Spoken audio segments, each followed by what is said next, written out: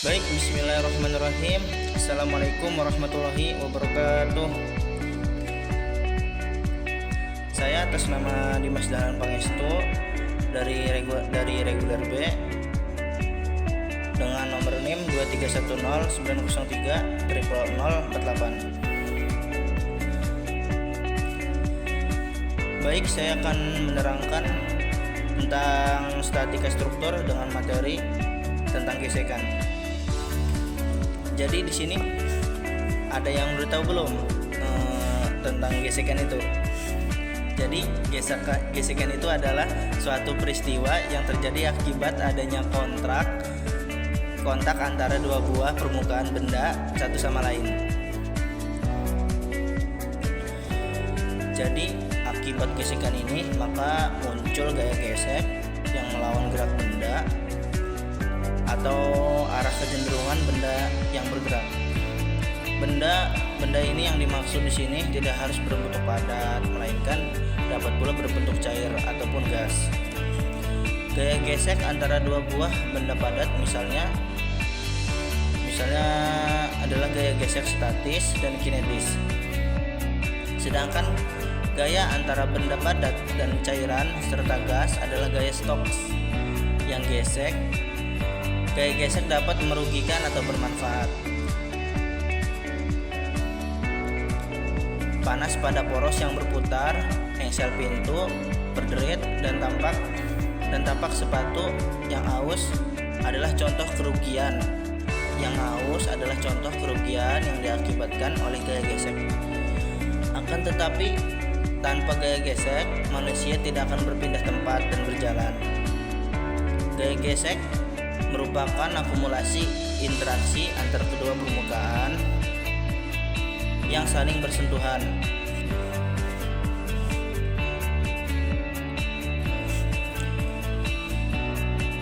Gesekan antara dua buah permukaan solid merupakan suatu fenomena yang sangat kompleks. Hal ini tidak hanya bergantung pada sifat fisik maupun kimia dari suatu material, akan tetapi juga terlibat persoalan secara mekanik permukaan yang saling berkontak. Tidak ada teori yang dapat dirumuskan. Oleh menjelaskan perilaku gesekan dengan cukup memuaskan, oleh karena itu penyelesaian gesekan selalu didasarkan pada data suatu eksperimen. Ada beberapa fenomena yang ditimbulkan akibat dari gesekan, misalnya timbul bunyi lengkingan pada area yang saling bergesekan, munculnya getaran di sekitar area yang saling bergesekan, kayak bunyi apa sih gitu ya. Salah satu fenomena yang muncul akibat adanya gesekan yaitu munculnya slip. Slip merupakan suatu fenomena gesekan di mana permukaan yang saling berkontak kehilangan gaya geseknya secara tiba-tiba. Ada banyak kasus yang terjadi adanya fenomena slip ini. Misalkan pada belt conveyor yang mengalami slip terhadap poros pemutarnya gitu, sehingga kecepatan berputar belt conveyor menurun atau yang sering terjadi yaitu pada ban sepeda motor yang mengalami slip terhadap jalur rel kereta api, sehingga kendaraan susah untuk dikendalikan dan menimbulkan ketidaknyamanan dalam berkendara hingga bisa mengakibatkan kecelakaan. Jadi ada banyak hal yang dapat mengakibatkan slip, sepertinya adanya pengereman mendadak, peningkatan akselerasi secara tiba-tiba, dan berbelok secara tiba-tiba. Slip yang terjadi mengakibatkan kendaraan sulit untuk dikontrol. Penelitian ini mempelajari salah satu dari berbagai kasus yang ada mengenai fenomena slip pada gesekan. Kasus yang diamati adalah kasus pada saat ban sepeda motor mengalami slip, kayak oglah gitu kali ya. pada saat melewati rel kereta api. Hal yang dipelajari adalah bagaimana sih slip yang terjadi antara ban sepeda motor terhadap permukaan rel kereta api diakibatkan kondisi permukaan ban sepeda motor yang berbeda dan kecepatan putar mungkin yang bervariasi. Oke, balik lagi ke materi sebelumnya. Gaya gesek merupakan ilmu cabang dari fisika dasar atau statik struktur ya, yang mempelajari tentang gaya yang berarah melawan gerak benda atau arah kecenderungan benda akan bergerak.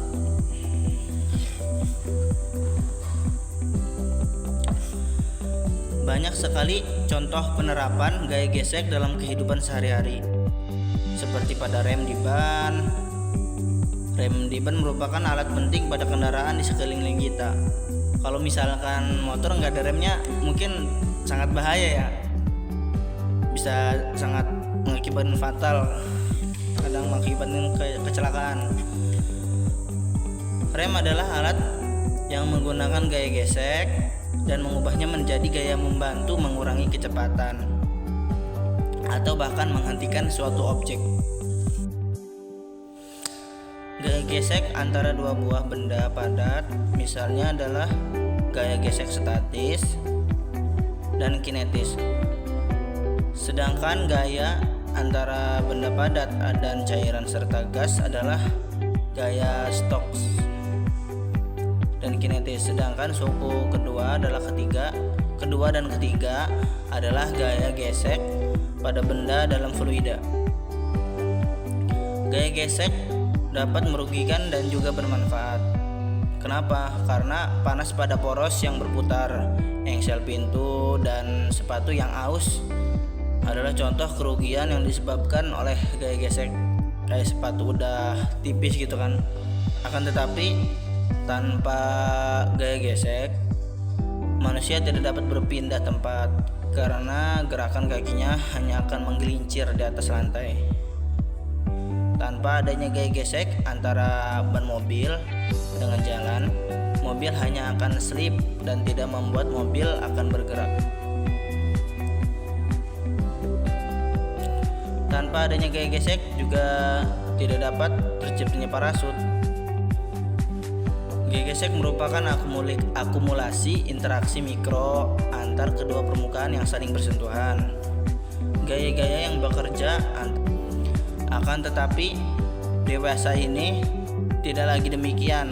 Konstruksi mikro, nano tepatnya, pada permukaan benda dapat menyebabkan gesekan pada permukaan benda dapat menyebabkan gesekan menjadi minimum. Bahkan cairan tidak lagi dapat membasahinya. Efek apa? Daun talas, lotus ya. Pada permukaan daun misalnya setetes air di atas daun keladi. Kajian teori. Bila suatu benda diletakkan pada suatu permukaan yang keras, kemudian benda tersebut ditarik dengan sebuah gaya, maka akan terjadi gaya lawan, reaksi antara benda dan permukaan tersebut. Gaya reaksi tersebut dinamakan gaya gesekan. Besarnya gaya gesekan tergantung dari satu, mungkin kekerasan permukaan yang bergesekan. Yang kedua, besarnya gaya normal. Di mana pada bidang datar merupakan bidang yang horizontal atau stabil ya, serta tidak ada sisi yang miring, yang namanya stabil kan ya. Nilai yang akan kita cari ialah ketika benda mulai bergerak dari keadaan yang normal, besarnya suatu gesekan antara permukaan beban dan bidang luncur dipengaruhi oleh halus atau kasarnya suatu permukaan beban dan bidang luncur. Sebelum kita melakukan beberapa percobaan pada berbagai bidang, terlebih dahulu kita timbang beban dengan pegas. Di sini ada 4 macam beban, yaitu bidang kaca, 1, kedua bidang aluminium, ketiga bidang besi, keempat bidang kayu, yang mana bidang tersebut memiliki permukaan yang berbeda tuh. Adapun beban juga sangat berpengaruh pada hasil gaya gesekannya. Di sini nilai beban diketahui sama dengan gaya normal. Beban yaitu dalam kurung W, gaya normal dalam kurung N. Beban diletakkan pada bidang luncurnya. Ambil nilai gaya gesekannya dengan menarik beban menggunakan pegas mendatar. Pada saat beban memulai bergerak atau mulai bergerak ya dari titik A ke titik B, maka itulah nilai F-nya. Lakukan percobaan ini sampai 5 kali, jadi nilai F sama dengan nilai F. Perbandingan konstanta gesekan antara beban satu dengan yang lainnya sangatlah berbeda, karena setiap permukaan mempunyai tingkat kekerasan yang berbeda-beda. Bidang miring juga mempunyai sisi miring dan membentuk sudut siku-siku.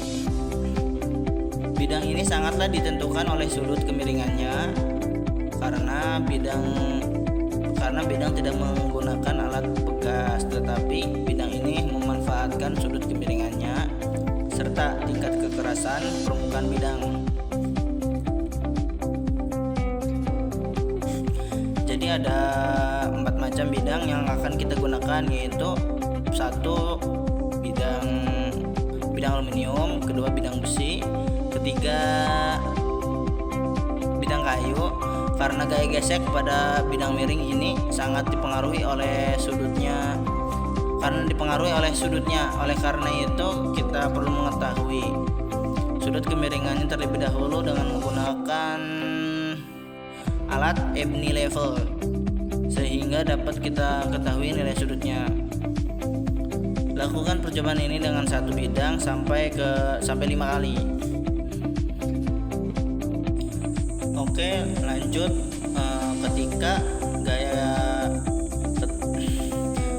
lanjut ketika dua benda saling bersinggungan satu dengan yang lainnya.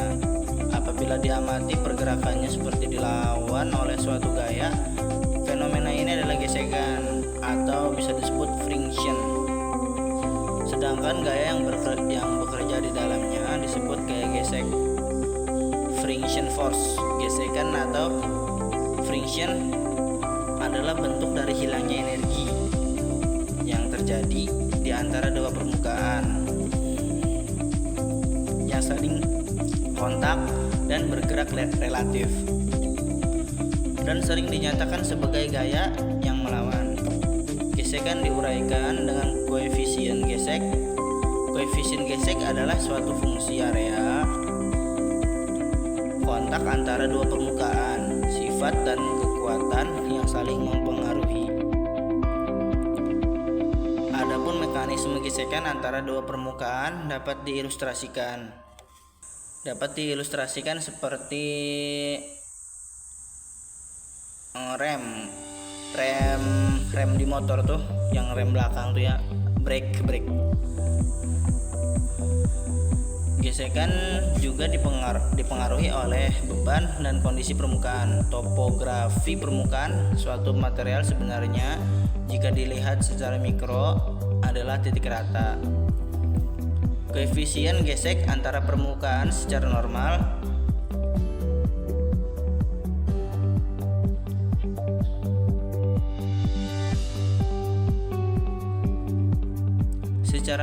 meningkat dengan meningkatnya temperatur dan menurunnya beban. Hilangnya energi pada gesekan dapat mendorong ke arah meningkatnya temperatur atau deformasi kontak area. Pada hampir semua kasus, koefisien gesek rendah akan mendorong ke arah menurunnya laju keausan. Hukum Amanton ada 3, yaitu 1 gaya gesek atau dalam kurung tangential secara langsung ya sebanding dengan gaya normal. Yang kedua, Gaya gesek tidak tergantung kontak area. Dan yang ketiga, gesekan kinetis. Gesekan kinetis itu tidak tergantung pada kecepatan sliding. Kenapa sih bisa ada gesekan gini? Karena gesekan itu dipengaruhi oleh satu, adanya partikel kausan dalam kurung weir dan partikel dari luar pada arena luncur atau dalam kurung sliding interface. Yang kedua, kekerasan relatif material pada daerah kontak. Yang ketiga, gaya luar dan perpindahan sistem. Yang keempat, kondisi lingkungan dan suhu pelumasan. Dan yang kelima, topografi. Dan untuk yang nomor 6 yaitu struktur mikro dan morfologi dari material. Dan yang nomor 7, kinematik dari permukaan kontak. Jadi teman-teman ada yang tahu nggak gaya gesek statis itu? Jadi gaya gesek statis yaitu gesekan antara dua benda padat yang tidak bergerak relatif satu sama lain. Sebagai contoh, gesekan statis dapat mencegah benda meluncur ke bawah pada bidang miring. Koefisien gesek statis umumnya dinotasikan dengan Fs ya. Gaya gesek dinotasikan dengan huruf F dalam kurung friction of wedge, dan gaya normal dinotasikan dengan F dan N, friction of normal.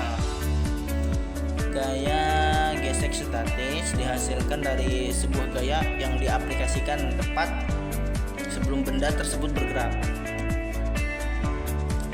Gaya gesekan maksimum antara dua permukaan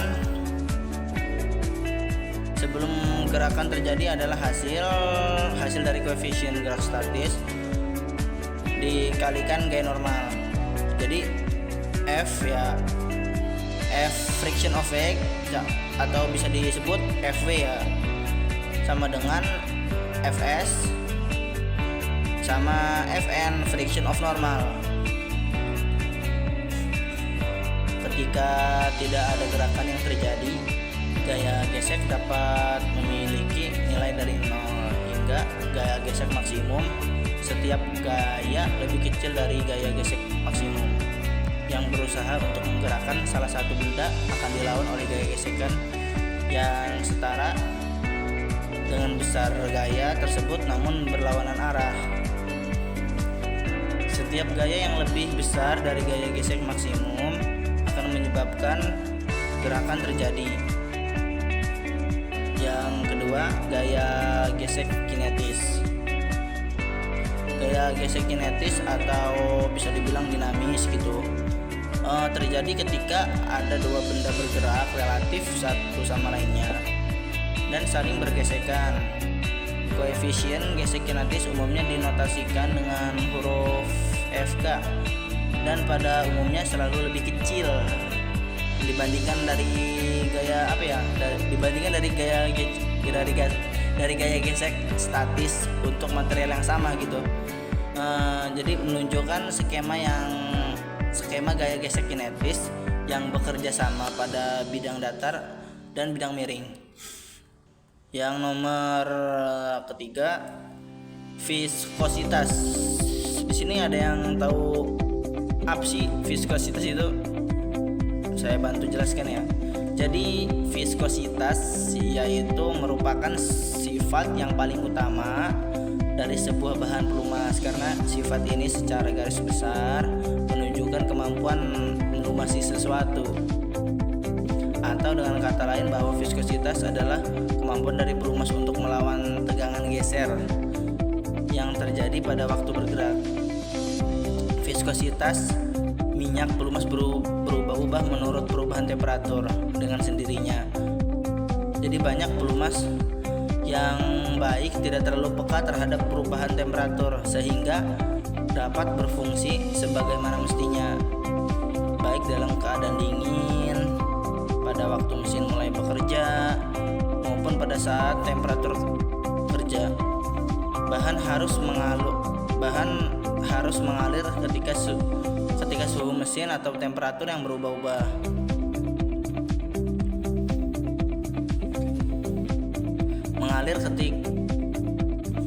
Mengalir ketika suhu mesin atau temperatur yang berubah-ubah, mengalir secara cukup agar terjamin pasukannya ke komponen-komponen yang bergerak. Semakin kental bahan pelumas, maka lapisan yang ditimbulkan menjadi lebih kental. Lapisan halus pada pelumas kental memberi kemampuan ekstra menyapu atau membersihkan permukaan logam yang terlumasi. Sebaiknya pelumas yang terlalu tebal akan memberi resistensi, terlebih mengalirkan pelumas pada temperatur rendah sehingga mengganggu jalannya pelumasan ke komponen yang dibutuhkan. Untuk itu, pelumas harus memiliki kekentalan lebih tepat pada temperatur tertinggi atau temperatur terendah ketika mesin dioperasikan. Hukum Newton tentang aliran viskos menyatakan bahwa tegangan geser di dalam fluida adalah berbanding lurus dengan perubahan kecepatan. Jadi, menurut hukum Newton dapat didefinisikan sebagai berikut, yaitu di mana T itu yaitu tegangan dasar fluida dalam kurung N sama garis miring M. Terus yang kedua N yaitu viskositas dinamik dalam kurung Poisson P. Yang ketiga U yaitu kecepatan relatif pada permukaan. Yang H itu ketebalan lapisan, tebal dari lapisan pelumasannya itu dalam kurung M. Viskositas dinamik disebut juga dengan viskositas absolut. Sementara kadar geseran adalah du dalam kurung dy. Jika viskositas dinamik dibagi dengan rapat massa pada temperatur yang sama, hasilnya disebut viskositas kinematik. Secara matematis ditulis di mana si V yaitu viskositas kinematik dalam kurung stok S. Yang kedua P itu rapat massa. Rapat massa itu dalam kurung bisa dibilang gram atau sentimeter ya. Jadi indeks viskositas, kemampuan minyak pelumas untuk mengatasi perubahan ini. Nilai viskositas terhadap perubahan suhu dikenal dengan istilah indeks viskositas, yaitu menyatakan perbandingan relatif antar minyak pelumas yang dinyatakan dengan persen.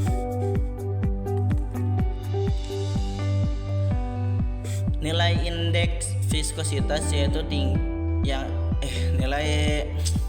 nilai indeks viskositas yang tinggi menyatakan bahwa minyak pelumas tersebut mengalami perubahan nilai viskositas yang kecil pada rentang suhu tertentu, yang berarti bahwa mutu minyak pelumas tersebut semakin baik. Indeks viskositas dapat dicari dengan rumus, yaitu di mana V1 itu viskositas indeks. Yang kedua L itu viskositas minyak pelumas referensi dengan suhu 100 Celcius. Yang ketiga yaitu U itu viskositas minyak pelumas spesimen, yaitu dengan suhu 40 Celcius.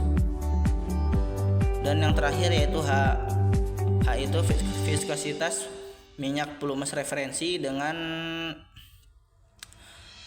100 Celcius.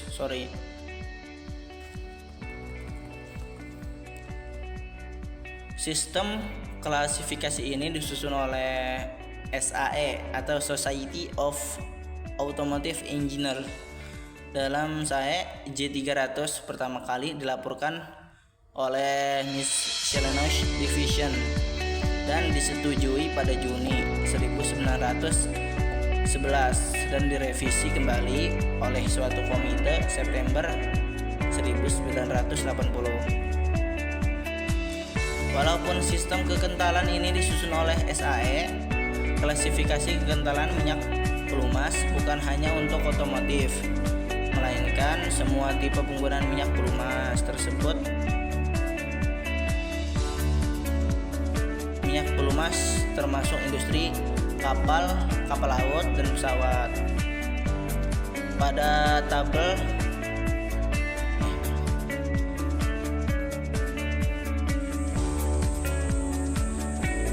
yang menunjukkan viskositas, dinamik, dan kolom 3 viskositas dinamik. Viskositas suhu rendah merupakan indikator kemampuan pada saat cuaca awal dingin. Viskositas pada temperatur 100 Celcius adalah saat temperatur operasi normal dari mesin. Minyak tanpa akhiran W disebut dengan monograde. Kenapa? Karena hanya ada satu kelas, yaitu kelas SAE. Minyak dengan akhiran W yang merupakan singkatan dari Winter of Multigrade, yang memiliki kemampuan baik saat mesin yang masih dingin. Pada saat suhu yang sudah rendah di bawah 0 Celcius, viskositas dapat rendah pada suhu awal. Minyak multigrade mempunyai indeks viskositas yang lebih tinggi daripada minyak monograde. Minyak pelumas SAE 15W 40 artinya minyak pelumas ini mempunyai indeks viskositas multigrade. Viskositas dapat rendah pada suhu awal.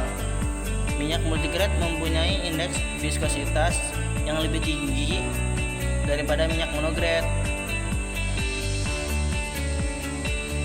Minyak pelumas SAE 15W 40 artinya minyak pelumas ini mempunyai indeks viskositas multigrade di mana pada suhu rendah dapat bekerja pada temperatur 15 Celcius sampai 20 Celcius dan temperatur tinggi yang dapat bekerja pada temperatur mencapai 150 Celcius. Yang ketiga, pelumasan. Salah satu hal yang penting dalam bekerjanya mesin yaitu pelumasan ya, termasuk karena pelumasannya itu efektif untuk mengurangi gesekan, kehausan. Aplikasi dari pelumasan kebanyakan mempunyai harapan yang ingin dicapai adalah gesekan yang terjadi kecil saat terjadi kontak antara dua permukaan. Contohnya adalah kontak dari roda gigi roda gigi sama bearing. Pertanyaan yang sering muncul itu biasanya berapa sih koefisien gesek dari sistem ini gitu kan. Hal yang paling penting harus diketahui untuk menjawab pertanyaan ini yaitu apakah sistem ini menggunakan pelumas atau tidak. Selanjutnya, apabila sistem itu menggunakan pelumas, karakteristik dari pelumas terjadi hal yang harus diketahui. Gaya yang diberikan pada permukaan kontak dan kecepatan gesekan adalah faktor yang juga harus diketahui oleh menentukan koefisien gesek. Pada tahun 1902, Strybeck mempresentasikan makalahnya tentang pengaruh kecepatan interaksi permukaan dan tegangan terhadap koefisien gesek untuk jurnal bearing dan roller bearing. Pelumasan dapat dibedakan menjadi tiga regim ya. Yang pertama boundary, ketiga lubrication, yang pertama boundary, yang kedua lubrication, yang ketiga mixed lubrication, dan yang keempat yaitu hydrodynamic lubrication. Dan yang keempat ini dapat ditemukan dalam kurva Strybeck. Jadi kurva Strybeck adalah kurva hubungan antara koefisien gesekan dan nomor pelumasan. Kurva Strybeck ditunjukkan oleh sumbu vertikal adalah koefisien gesek yang didapat dari pembagian gaya gesek dan gaya normal. Sedangkan sumbu horizontal adalah nomor pelumasan. Di berbagai literatur yang ada menunjukkan banyak definisi dari nomor pelumasan. Ada yang mendefinisikan nomor pelumasan sebanding dengan kecepatan sudut, kecepatan luncur, viskositas pelumas, dan terakhir yaitu kekerasan permukaan dimasukkan dalam parameter nomor pelumasan. Akan tetapi parameter yang sering digunakan adalah kecepatan, tekanan, dan viskositas pelumas yang tadi. Ketika dua permukaan diberi pembebanan untuk pertama kalinya dan terjadi gerak relatif antar permukaan, maka terjadi perubahan kondisi pada tiap permukaan tersebut. Perubahan ini biasanya disebabkan oleh berbagai hal, antara lain yaitu keselarasan sumbu gerak, perubahan bentuk, perubahan kekerasan permukaan, dan keseimbangan. Berbagai sifat mekanis dan sifat kimiawi di antara kedua permukaan yang bersinggungan atau bisa dibilang kontak seperti kekerasan mikro yang disebabkan oleh proses pengerasan atau pembentukan lapisan oksida pada lapisan batas kontak. Perubahan ini secara alamiah bertujuan untuk meminimalisir aliran energi yang terjadi karena baik energi mekanis maupun energi kimiawi. Perubahan tersebut awalnya dalam jumlah besar yang kemudian menjadi sedikit sampai akhirnya menjadi relatif tetap. Perubahan yang terjadi mulai dari kondisi awal menuju tetap atau kondisi tunak disebut sebagai running in.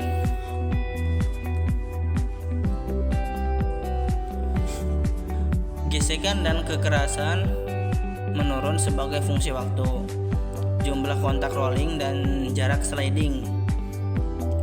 Dalam fase running in, perubahan kekerasan permukaan dibutuhkan untuk meminimalisir aliran energi antara permukaan gerak dengan ditandai penurunan kekerasan permukaan dan koefisien gesek.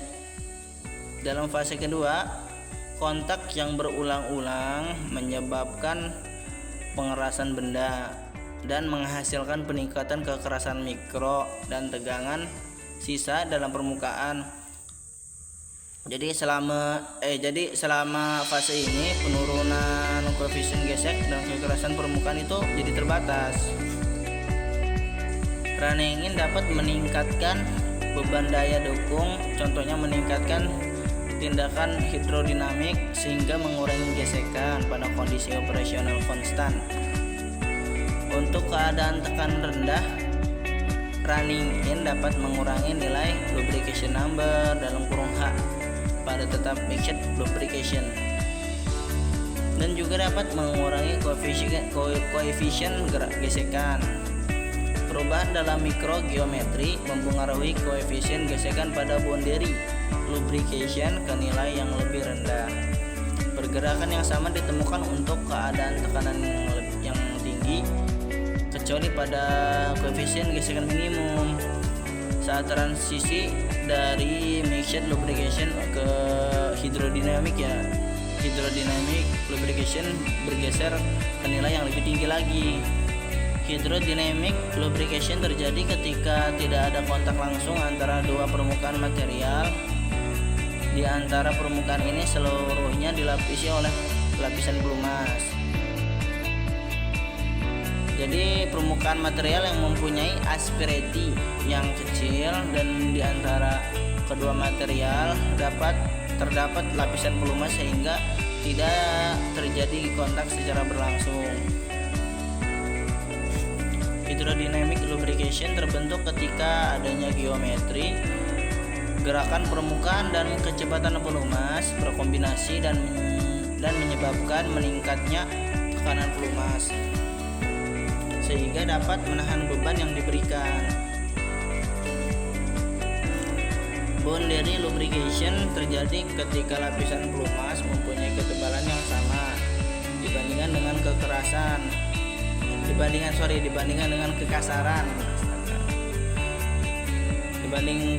kekasaran permukaan. Sering terjadi pada permukaan yang mempunyai asperity yang tinggi. Pada kontak permukaan pada umumnya hal ini diinginkan dalam pengoperasian mesin. Kenapa? Karena akan meningkatkan gaya gesek, kerugian energi dan kehausan. Tetapi banyak mesin yang mengalami kondisi boundary lubrication khususnya pada saat awal menyalakan mesin, mematikan mesin, dan pengoperasian kecepatan rendah.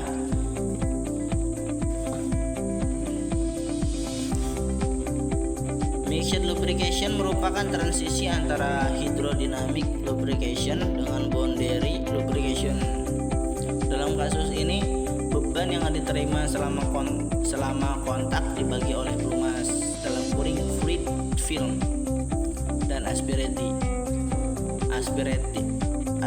menerima sejumlah beban selama kontak terjadi karena adanya gesekan beban dan gerakan relatif antar permukaan.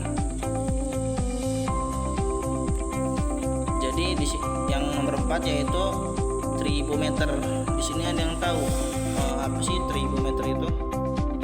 Jadi tribometer itu adalah perangkat yang digunakan untuk mengukur gesekan dan kehausan antara dua permukaan.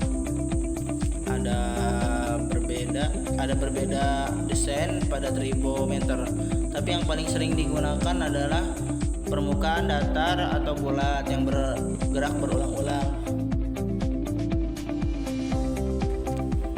di seluruh muka material lain. Sebelum material diberikan tepat pada bagian yang bergerak selama tes, pengukuran terakhir menunjukkan kehausan pada bahan dan sering digunakan untuk menentukan kekuatan dan panjangnya umur. Tribometer merupakan bagian integral dari manufaktur dan rekayasa. Dalam industri dan manufaktur, tribometer dapat digunakan untuk berbagai produk. Kebanyakan yang terkait dengan tribometer adalah pada pengujian bagian mesin yang berkontak. Aplikasi lain yang sering dilakukan adalah pengujian pada implan medis dan pelumas. Jenis-jenis tribometer yaitu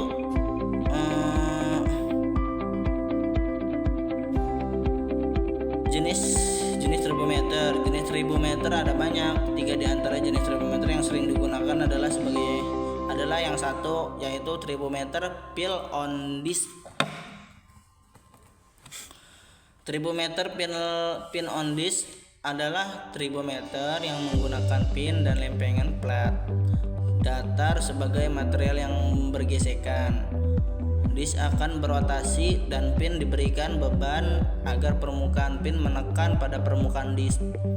Pada sebagian tribometer, pin dikondisikan untuk diam, tetapi pada tribometer yang lain juga ada yang menggerakkan pin ketika diberi beban agar terjadi sliding. Tribometer pin on ring. Yang kedua yaitu tribometer pin on ring. Tribometer pin on ring merupakan jenis tribometer yang menggunakan ring dan pin. Namanya juga pin on ring ya, pasti ada ringnya ya. Sebagai material yang berkontak, ring melakukan rotasi, sedangkan pin diberikan agar beban itu menekan ring.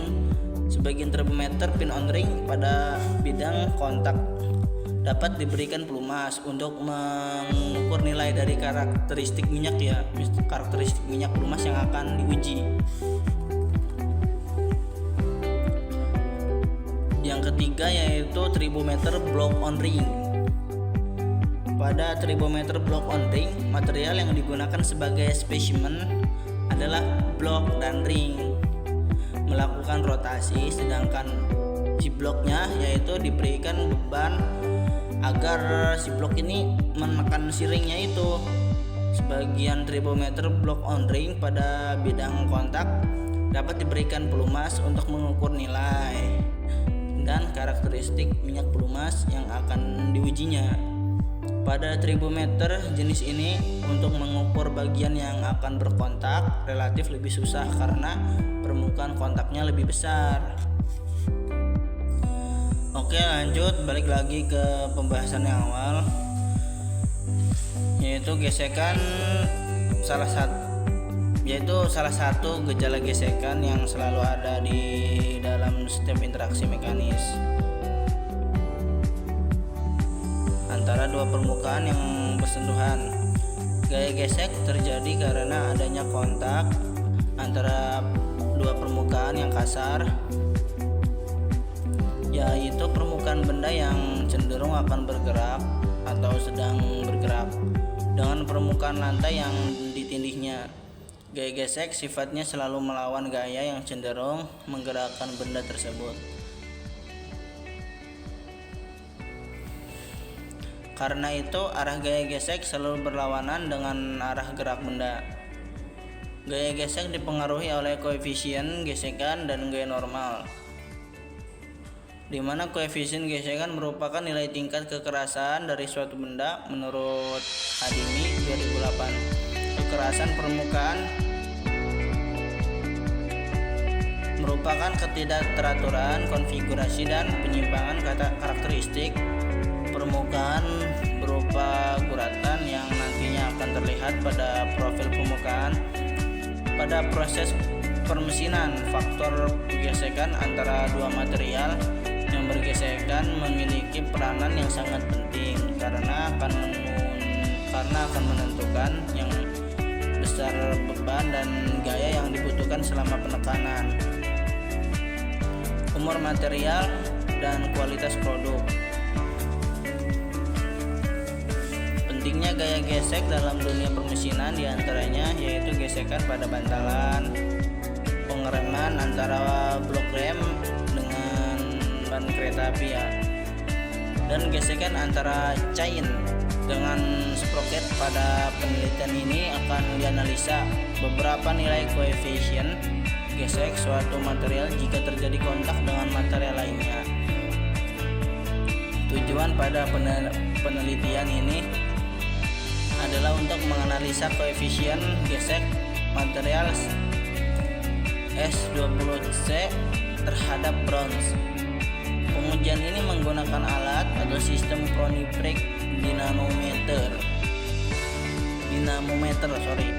Dalam hal ini akan dilakukan pengujian material S20C terhadap bronze dengan ukuran diameter material yang berbeda, di mana material S20C yang berputar ditekan dengan material bronze yang terhubung pada kunci momen sampai spesimen berhenti berputar sehingga terjadilah pergesekan.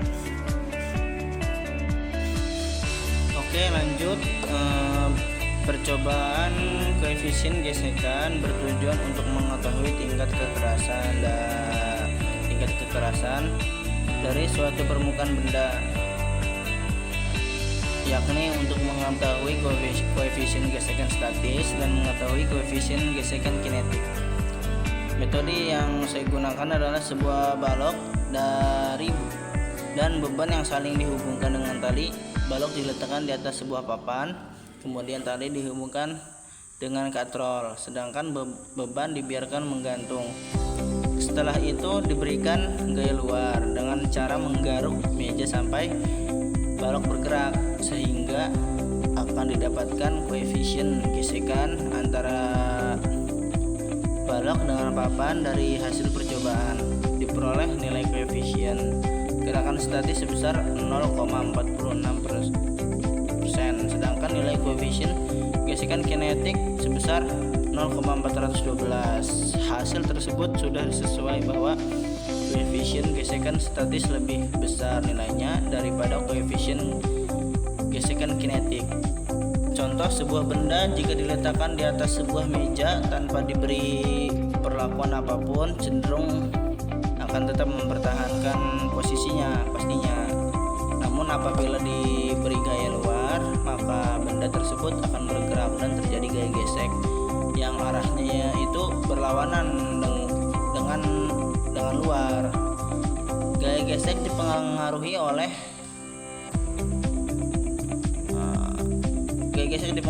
koefisien gerakan, gesekan dan gaya normal. Koefisien gesekan adalah tingkat kekerasan dari suatu benda. Sebuah benda yang tepat akan bergerak mempunyai koefisien gesekan lebih besar daripada benda yang sudah bergerak dan mempunyai percepatan. Koefisien yang dimiliki benda tepat akan bergerak dengan koefisien gesek statis, sedangkan koefisien yang dimiliki benda yang sudah bergerak dan mempunyai percepatan disebut koefisien gesek kinetik. Untuk mengetahui koefisien gesekan itulah maka dilakukan percobaan dengan menggunakan balok dan papan. Gesekan muncul dikarenakan adanya dua permukaan benda yang bersentuhan. Kami membatasi pada gesek antara dua permukaan benda padat. Hal ini tidak berarti bahwa tidak ada gaya gesek antara benda padat dan cair, serta benda padat dan udara secara mikroskopik. Bagaimanapun halusnya permukaan suatu benda akan tetap menimbulkan gaya gesek. Kenapa? Karena adanya keterbatasan dalam membuat permukaan. Benda licin yang sempurna. Keterbatasan ini muncul karena molekul-molekul atom-atom benda tersebut yang terletak di permukaan benda memiliki ukuran tertentu dan bersifat permanen. Kekasaran permukaan suatu benda dinyatakan dengan koefisien gesekan. Semakin kasar permukaan benda yang bergesekan, semakin besar pula koefisien gesekannya pastinya. Persamaan umum gaya gesek dapat dituliskan sebagai berikut. F sama dengan N. Gaya gesek dapat dibedakan menjadi dua macam, yaitu statis (Fs) dan gaya kinetik (Fk). F-nya itu gaya, K-nya itu kinetik. Gaya gesek statis lebih besar nilainya dari gaya gesek kinetik. Gaya gesek yang dibutuhkan untuk mempertahankan benda agar tetap diam disebut gaya gesek statis. Sedangkan gaya gesek statis ketika tepat benda akan bergerak disebut gaya gesek statis maksimum. Fs maksimum sama dengan Sn. Gaya gesek kinetik terjadi apabila gaya luar F, gaya pada benda lebih besar dibanding gaya gesek statis maksimum max. Fk sama dengan Kn. Untuk menentukan koefisien gesek statis adalah dengan membandingkan massa benda satu dengan massa benda kedua. Sedangkan untuk mendapatkan nilai koefisien gesek kinetik ditentukan dengan menggunakan rumus turunan. Jadi hasil dari kami koefisien statis lebih besar dari data kami koefisien statis lebih besar dari koefisien kinetis. Hal tersebut sudah cukup sesuai dengan teori di atas bahwa koefisien statis lebih besar dari kinetis. Namun masih ada faktor yang membuat nilai yang kami dapat kurang akurat, yaitu kurang cekatannya kami dan dalam menghitung waktu menggunakan stoppage. Lanjut, pesatnya bidang teknologi dalam berbagai bidang tidak lagi bisa kita lakukan dalam bidang medis, bidang kuliner sampai ke bidang desain baju. Apapun itu diikuti dengan berkembangnya teknologi. Maka dari itu saya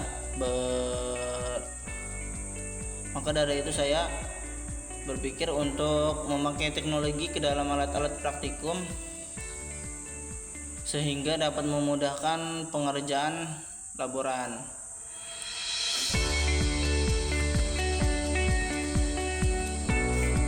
Gesekan merupakan salah satu gejala yang selalu muncul dalam setiap interaksi mekanis antara dua permukaan yang bersentuhan. Sebuah benda yang diberi kecepatan awal dan meluncur di atas bidang datar pada akhirnya akan berhenti. Fenomena ini menunjukkan bahwa benda mengalami percepatan rata-rata yang mempunyai arah berlawanan dengan gerakan benda. Apabila dikaitkan dengan hukum Newton, yang kedua dapat dikatakan bahwa bidang yang mengerjakan gaya gesek pada benda dengan arah berlawanan terhadap arah relatif gerakan benda terhadap bidang. Gaya gesek tersebut lebih dikenal dengan nama gaya gesek kinetis. Bisa dibilang F itu gaya dan K itu kinetik dalam kurung FK.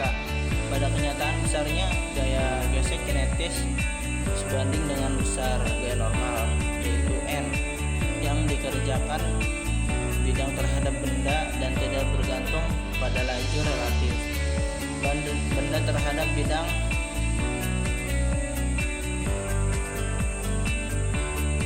pada laju relatif. Perbandingan gaya gesek kinetis terhadap gaya normal mempunyai nilai yang relatif konstan, dikenal dengan nama koefisien gesek kinetis. Nilai ini bergantung pada banyak variabel seperti contohnya misalnya sifat-sifat bahan, pengolahan permukaan, lapisan permukaan, suhu, dan derajat pengotor.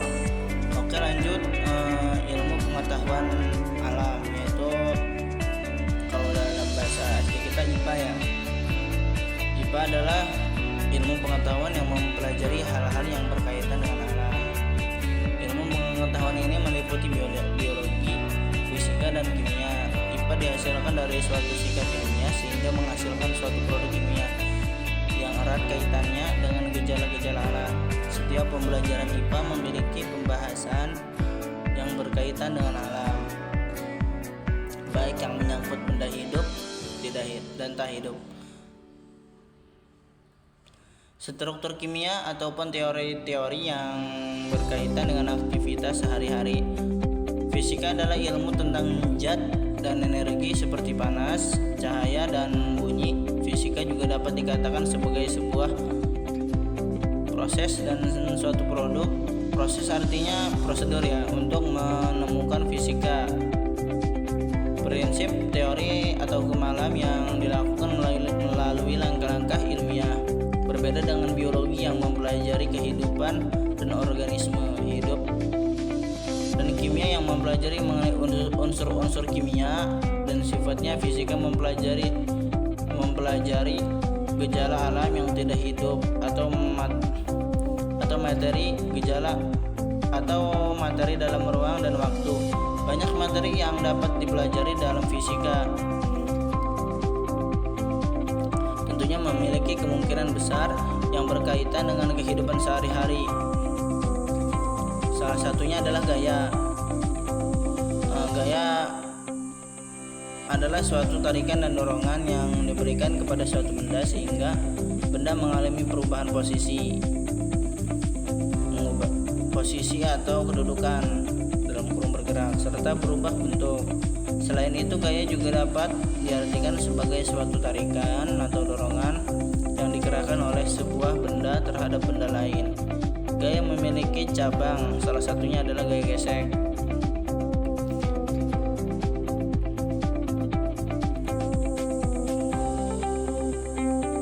Balik lagi ke bab awal ya. Dipertekankan lagi, gaya gesek merupakan gaya yang terjadi di antara dua benda yang saling bersentuhan. Namanya kan gesekan ya, pasti ada yang tergesek. Sedangkan menurut Riyadi, gaya gesek adalah gaya yang ditimbulkan akibat permukaan benda yang saling bergesekan. Dari beberapa pendapat tersebut dapat disimpulkan bahwa gaya gesek tersebut adalah gaya yang disebabkan karena adanya gaya yang berarah melawan gerak benda akibat sentuhan antara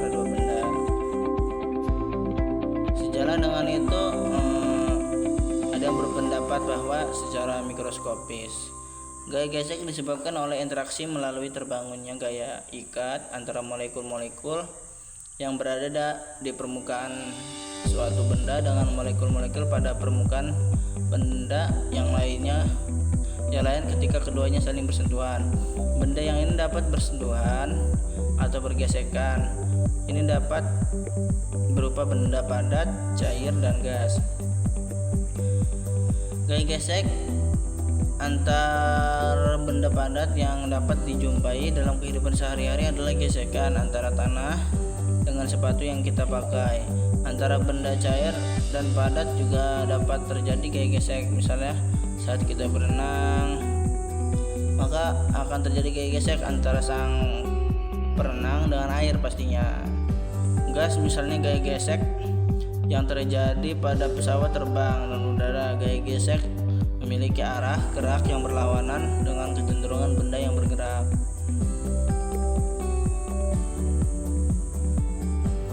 Gaya gesek dapat terjadi pada benda yang memiliki permukaan halus maupun kasar. Semakin halus permukaan benda, maka semakin kecil gaya geseknya. Sebaliknya, semakin kasar permukaan benda, maka akan semakin besar gaya geseknya. Jadi dapat disimpulkan bahwa besar kecilnya gaya dapat disebabkan oleh halus atau kasarnya permukaan benda. Pada benda yang memiliki permukaan licin, tetap dapat terjadi gaya gesek meskipun sangat kecil. Yang kedua, dari macam-macam gaya gesek ya. Gaya gesek tentunya masih dapat terbagi lagi. Hal ini dikarenakan adanya perbedaan kondisi atau perbedaan faktor yang ada di dalam gaya tersebut. Gaya gesek yang terjadi antara dua benda padat yang dapat dibedakan menjadi dua macam gaya, yaitu gaya gesek statis dan gaya gesek kinetik. Balik lagi ke material ya, biar lebih ingat. Yang pertama, menurut Lohat, gaya gesekan yang bekerja pada permukaan benda yang bersentuhan ketika benda tersebut belum bergerak disebut gaya gesek statik.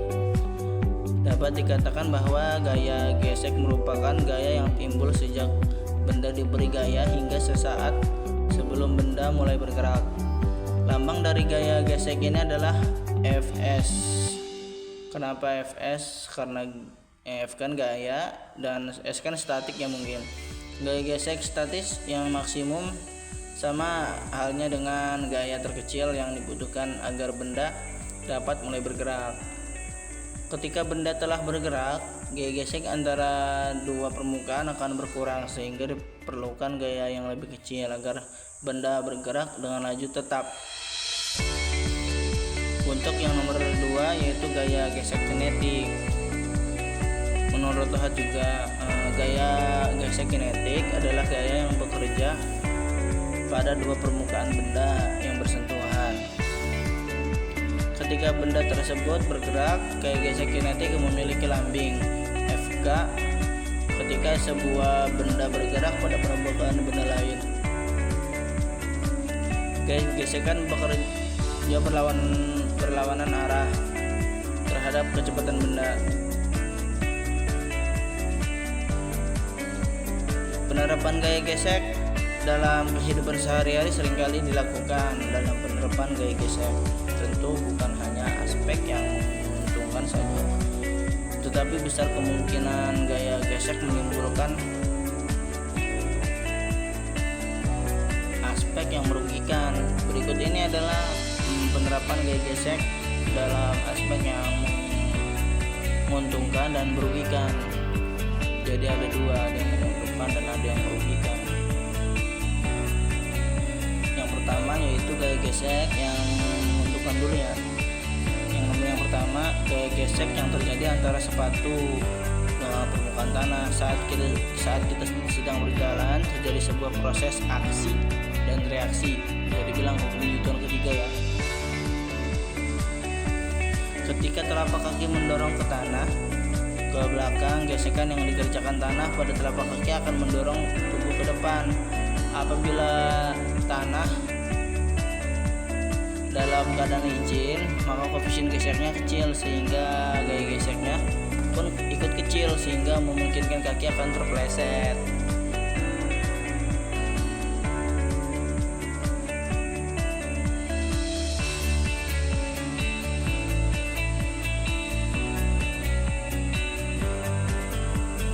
Dan untuk yang gaya gesek yang merugikan itu gesekan antara ban kendaraan dengan aspal. Gesekan yang terjadi antara ban kendaraan dengan aspal akan menyebabkan panas pada ban. Selain itu, gesekan tersebut juga dapat menyebabkan permukaan ban semakin menipis. Ketika permukaan ban menipis, maka jeriji pada ban atau ulir pada ban akan semakin halus sehingga apabila digunakan kendaraan akan mudah tergelincir karena gaya geseknya dengan aspal itu kecil.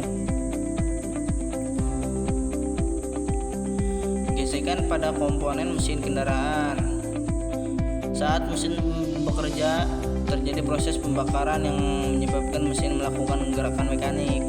Dalam gerakan ini terjadi gesekan antar komponen mesin. Gesekan yang terjadi antar komponen mesin yang ada pada kendaraan akan menyebabkan mesin itu cepat panas, aus, dan membuat penggunaan bahan bakar menjadi boros. Untuk mengatasi ini diperlukanlah pelumas atau grease ya, seperti oli yang berjuang untuk mengurangi gaya gesek yang terjadi antar mesin kendaraan sehingga mesin tidak mudah panas atau aus. Gesekan antara udara dan kendaraan. Saat kita mengendarai kendaraan, maka akan terjadi gaya gesek antara kendaraan yang kita kendarai dengan udara. Gaya yang terjadi tersebut tentunya akan mempengaruhi kelajuan kendaraan. Jika gaya gesek yang dihasilkan besar, maka akan memperlambat laju kendaraan tersebut. Untuk dapat mempererat laju kendaraan, maka dibutuhkan kinerja mesin yang ekstra dan bahan bakar yang lebih banyak. Jadi kesimpulannya mungkin gaya gesek adalah gaya yang berarah melawan gerak benda atau dua arah dengan kecenderungan benda yang bergerak secara mikroskopik. Gaya gesek disebabkan oleh interaksi melalui terbangunnya gaya ikat. Baik, cukup untuk penjelasan saya di sini. Kurang lebihnya mohon maaf jika mungkin banyak kesalahan dari saya atau kekurangan saya karena saya juga masih tahap belajar. Dan terima kasih kepada dosen pengampu saya dalam statika struktur yaitu Pak Joni Arif. Kurang lebihnya mohon maaf. Wabillahi taufiq wal hidayah. Assalamualaikum warahmatullahi wabarakatuh. Terima kasih.